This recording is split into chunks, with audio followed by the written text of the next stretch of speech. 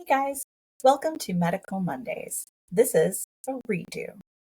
I said in the first video I made that I don't claim to know it all, and I can admit when something is my bad. So, with that being said, when I made my first Medical Monday video, I had the best intention, but as it was brought to my attention by a viewer, I misspoke. So, I want to clarify it. Watching it weeks after I made it, I can tell I was a little nervous, and honestly, I could have done a better job communicating the information that I wanted to share. So, hey, in the way the universe works, here's my chance. So, toxic shock syndrome is not a disease. I was physically shaking my head when I saw the video I posted. And this is a great reminder I need to keep track of which videos I edit and how I post them. So I chose this topic initially because when I started making a list of all the medical accomplishments or facts for the 80s to go along with the backdrop, this is the second one that popped up.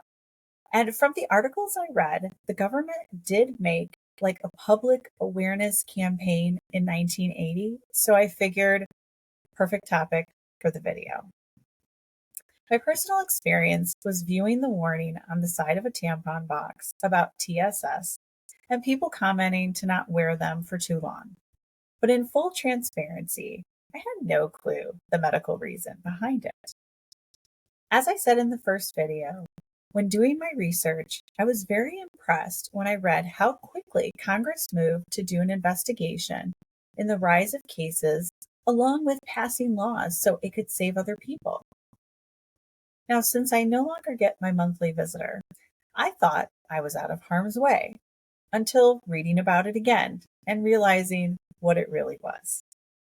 So, toxic shock syndrome is a rare life threatening complication of certain types of bacterial infections, like staph or strep type.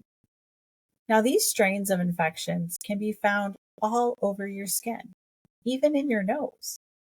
But under certain circumstances, especially when the body has not developed immunity to this strain of bacteria, it can grow out of control and release a toxin.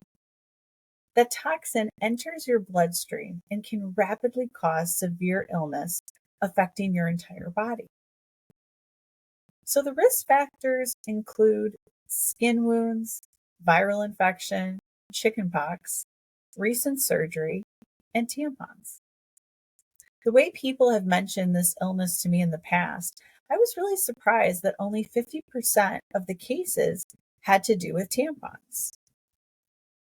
And it seems like in the late 70s, when the popularity of tampons was starting to rise, manufacturers started trying to make the most absorbent tampons on the market.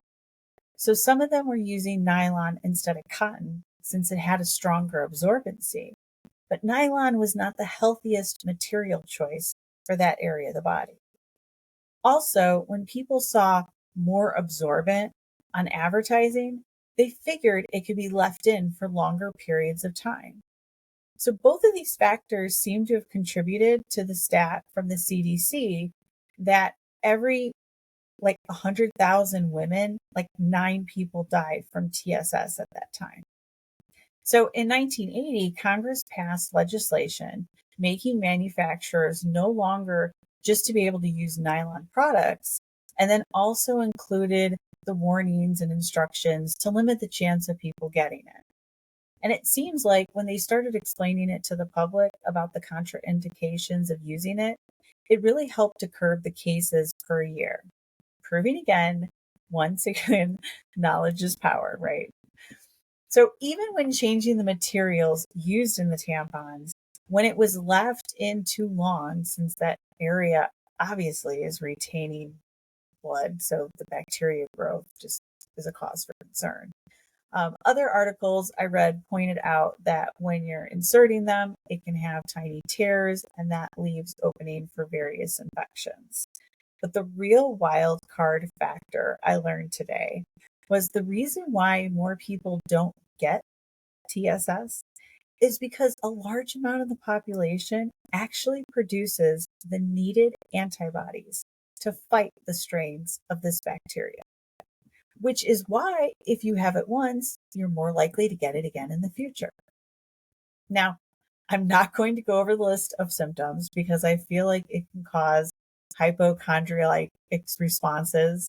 But if someone suspects that they have it, testing is actually available at hospitals to check the presence of this type of infection that ends up spreading all over your body. So they do lab work, CT scans, and even spinal taps to be able to confirm the diagnosis. And people are usually hospitalized for treatment to get antibiotics to avoid needing kidney dialysis, surgery, or death. So now I completely understand why there are warning labels on the boxes and feel very lucky that even though I've had my fair share of fun with my autoimmune disease, that I never had to deal with this. So thanks for checking out this Medical Monday Part 2, the redo.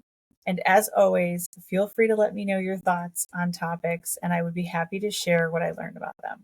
Have a great week.